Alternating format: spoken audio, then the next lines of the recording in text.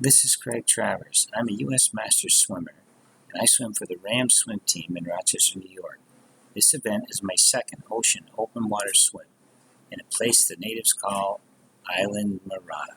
I have a narration at the end of the video, so please stay with the video to the end. Prior to leaving the shoreline, we had to have the supplies and resources I needed for out at sea, and they need to be on the kayak, so I came up with this list over time, and eventually that's what basically it came down to. Those were the bare essentials, and we got them on the boat. Pretty much everything worked out. It was more than enough for what I needed to do this trip.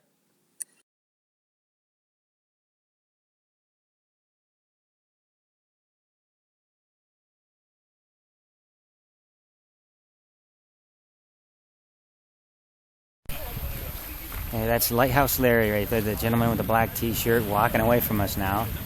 He was the gentleman who started this event 2 years ago.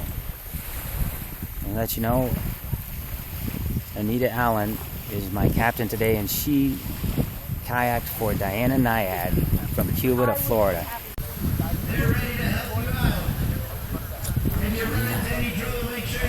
The team is ready.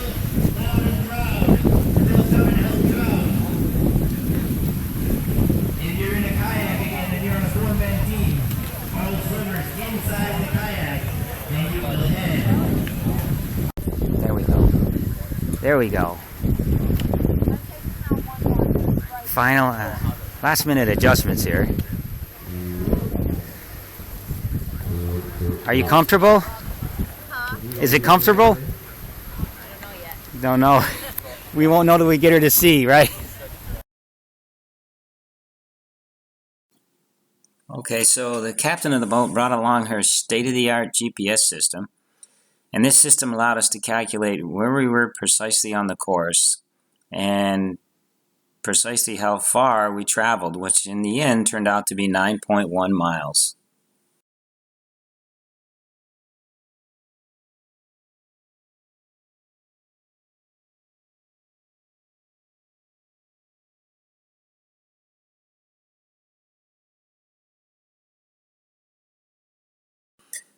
Okay, so here we are at the grind. We started out with a slow warm-up pace and built up to a really solid pace I felt confident I could hold through to the end run. However, I think in the end run you're going to see that 4 hours of swimming.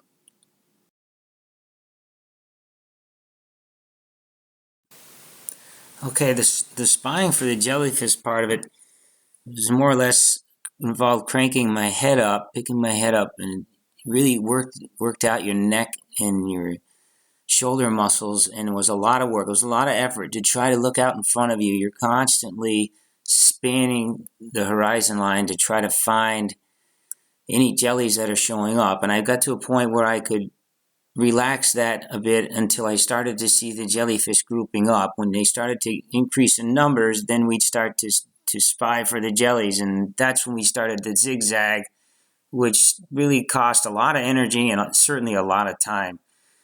I think a full body suit or a sleeveless suit of some sort certainly would have helped. I probably would have just plowed right through them at that point. But just interesting how that all worked out. And surface diving was a must. Okay, at this point we're heading to the shoreline. My left arm is in a bit of pain. It's been that way for about a mile or so. My right arm's doing all the work. And I considered how or when I was going to stand up. So I delayed that part of it as long as possible until my hands were touching the sand, my belly was touching the sand. At this point, it was time to stand up and just give it everything I got to make that finish line. Okay, having something on the shoreline to eat when it was all over was a really good idea. As well as the other things I've listed here, that bonk breaker was just amazing. Obviously, it was probably 10 or 15 minutes before I had anything other than the cold water. But boy, that bonk breaker really, really helped. So definitely want to consider the last hour of something like this and what you're going to have at the shoreline waiting for you. That was certainly an epic swim. It was tough to get everything organized.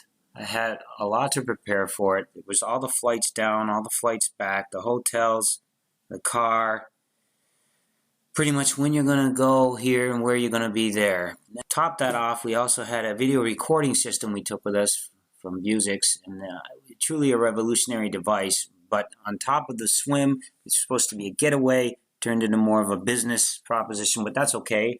That's all right. It was worth it because what an amazing machine, and everyone down there was very receptive. My kayaker, she was amazing. Anita Allen, she is something else. She just took right to it, and she was all for the technology, so which was a good thing. So if you are thinking about doing this, yeah, it was a tough swim, but you know what? It was worth it. It's worth it. It's so worth it. The people are worth it. You're worth it. Just do it. Just do it. Yeah, the jellyfish stings. You know what? It was tough.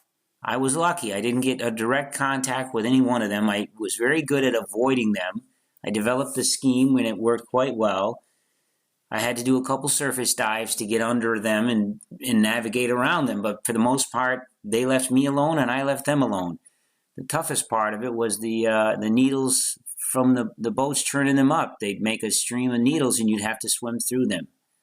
And this is where I think I collected most of my stings, in fact, all of them.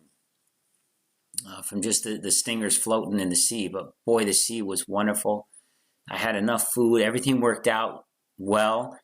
I was designed and set up with my kayaker and myself that I could turn it into a casual swim, and if it took me an extra hour or two, I had enough food to make it happen.